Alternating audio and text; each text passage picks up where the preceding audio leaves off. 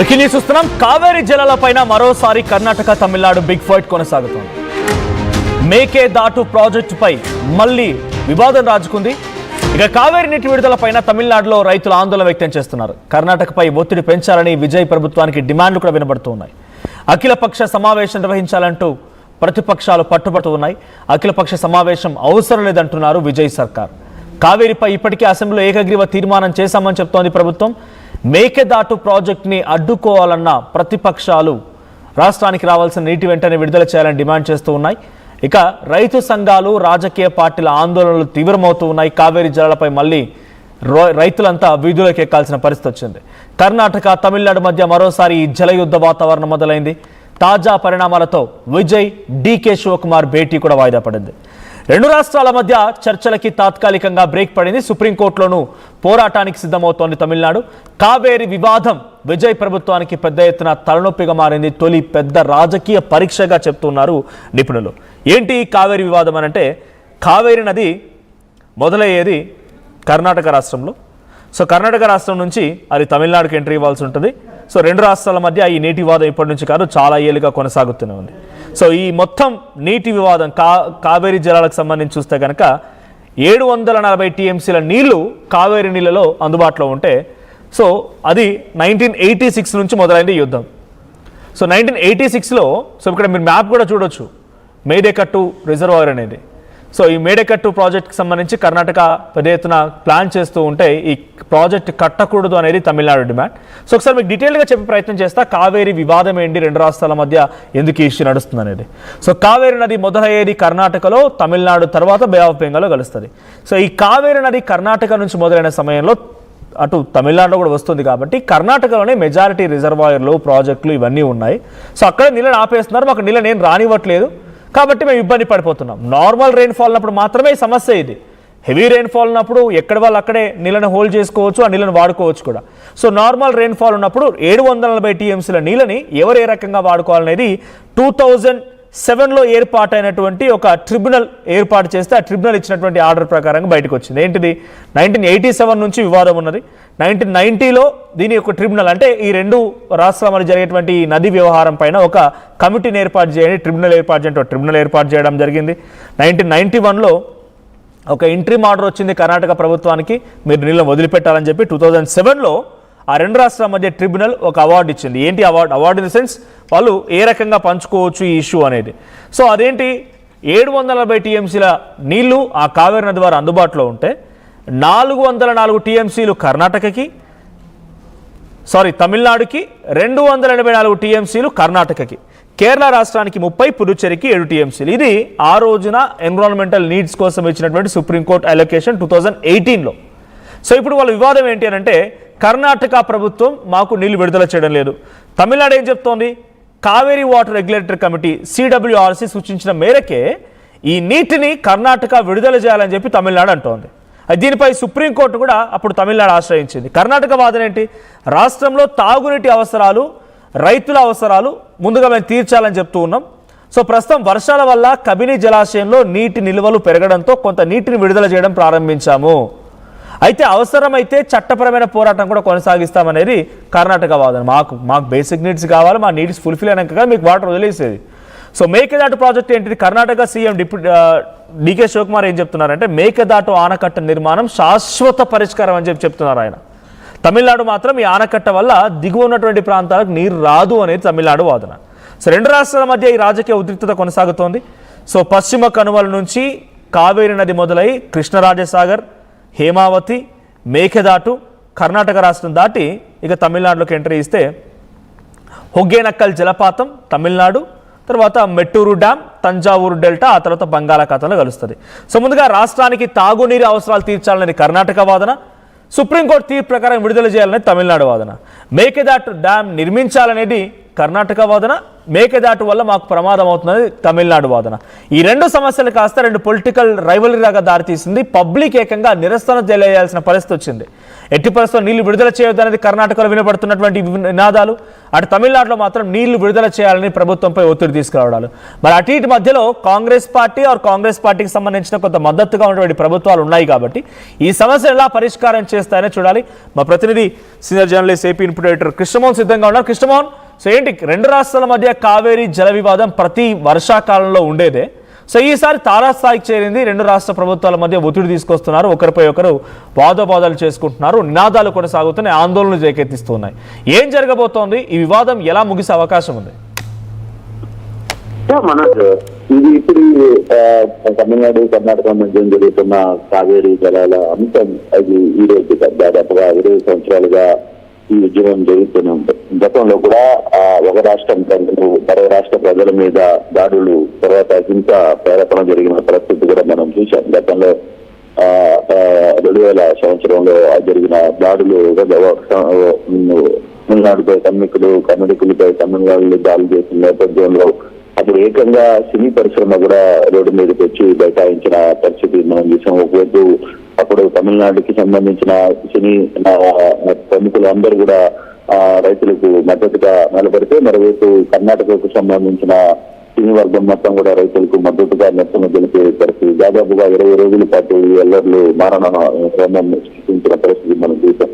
సరే, ఇప్పుడు ఇది మరోసారి ఈ రెండు రాష్ట్రాల మధ్య జరుగుతున్న ఈ నీటి సమస్య చాలా కాలంగా ఎన్నిసార్లు సమస్యను పరిష్కరించాలనే ప్రయత్నం చేసినా అది వర్కౌట్ కావట్లేదు. కానీ ఇప్పుడు మరోసారి ఈ కావేరీ జలాల మీద నీటి రైతుల సమస్య మీద ఉధృతి పరిస్థితులు నెరవేరుతున్న పరిస్థితి. ప్రధానంగా తమిళనాడుకు సంబంధించిన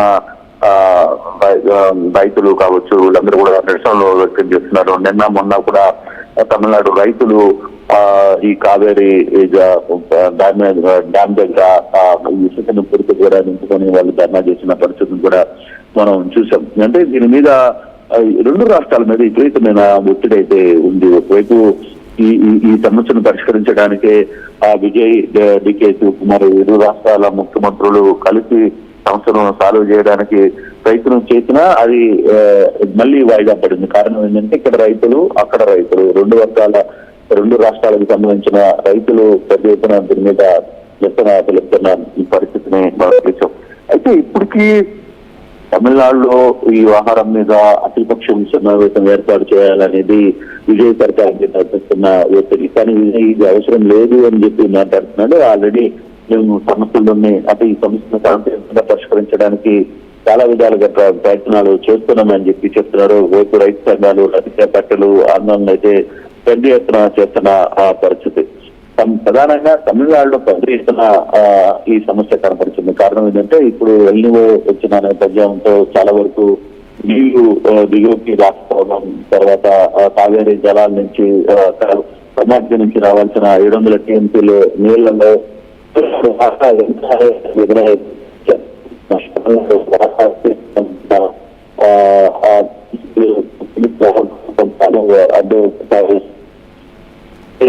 అంటే కర్ణాటక ప్రభుత్వం చెప్తున్నారు కర్ణాటక రాష్ట్ర తాగునీటికి ఇక్కడ నీళ్లు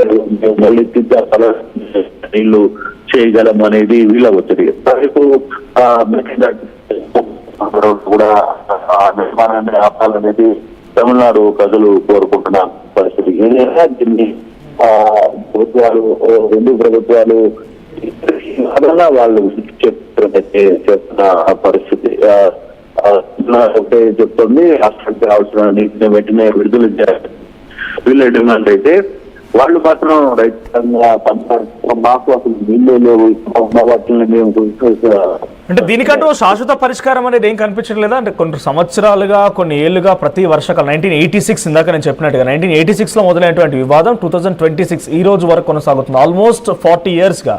ఇప్పుడున్నటువంటి రెండు ప్రభుత్వాలు కూడా కొంత అనుకూలమైనటువంటి ప్రభుత్వాలు. సరే, గతంలో ఉన్నటువంటి బీజేపీ స్టాలిన్కి పడలేదో, లేకుంటే కాంగ్రెస్కి స్టాలిన్కి పొసగలేదో, ఇవన్నీ నడుస్తూ వచ్చాయి. కానీ ఇప్పుడు తమిళనాడులో విజయ్ ప్రభుత్వం ఉంది. విజయ్ కూడా కాంగ్రెస్ పార్టీకి సపోర్ట్గా ఉన్నారు, రాహుల్ గాంధీకి సపోర్ట్గా ఉన్నారు.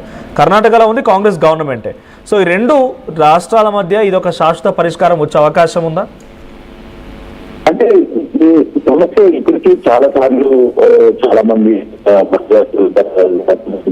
ట్రిబ్యునల్ ఏర్పాటు చేశారు. ట్రిబ్యునల్ కి సంబంధించిన వ్యవహారంలో కూడా వాళ్ళకు కూడా ఈ 2 రాష్ట్రాలు ఏ విధంగా పంచుకోవాలని ఒక గీత కూడా గీసిన పరిస్థితి అయితే ఉంది. కానీ ఇప్పుడు ఎప్పుడైతే సమస్య మామూలుగా నీళ్లు లేదు, మంచి వర్షాలు పడుతున్నప్పుడు ఈ సమస్య పెద్దగా కనపడడం లేదు. ఎప్పుడైతే కరువు ప్రాంతంగా అంటే వర్షాలు లేకుండా కరువు ఏర్పడిపోతుంది అనే ఒక ఆందోళన రైతుల్లో ఎప్పుడైతే వస్తుందో అప్పుడు ఈ సమస్య మరింత ఉద్ధృత అవుతున్న పరిస్థితి. సేమ్ ఇప్పుడు కూడా ప్రధానంగా వర్షాలు పెద్దగా అంటే గతంలో కంటే కూడా వర్షాలు ఎందుకు లేవు అంటే ఎన్నో ప్రభావం అనేది ఇప్పుడు చెప్తున్న నేపథ్యంలో ఈసారి కొంత వర్షాలు తగ్గుముఖం వర్షాలు తక్కువగా కురుస్తున్న నేపథ్యం తాగునీటి సమస్య రాష్ట్రాల్లో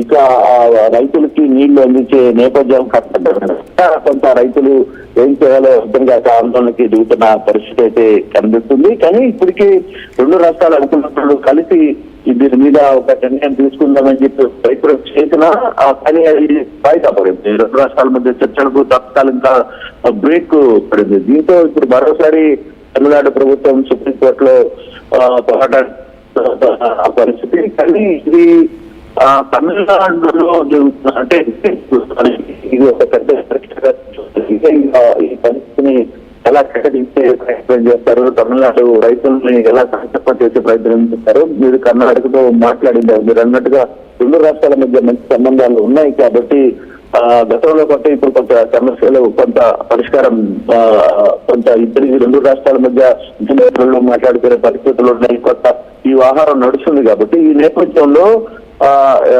ఇప్పుడు కొంత ఈజీగానే సాధ్యమవుతుందనే ఒక అంచనా ఉంది. కానీ బట్ అది వీలు కాని పరిస్థితుల్లో ఇప్పటికీ సుప్రీంకోర్టు కూడా వెళ్ళాలనేది తమిళనాడు చాలా క్లియర్ గా ఆలోచిస్తున్న పరిస్థితి కూడా మనం చూస్తాం. కాబట్టి ఇది ఏ విధంగా సమస్య సాధ్యమవుతుంది ఇప్పుడు కొంత కేంద్రంగానే లేకపోతే మిగతా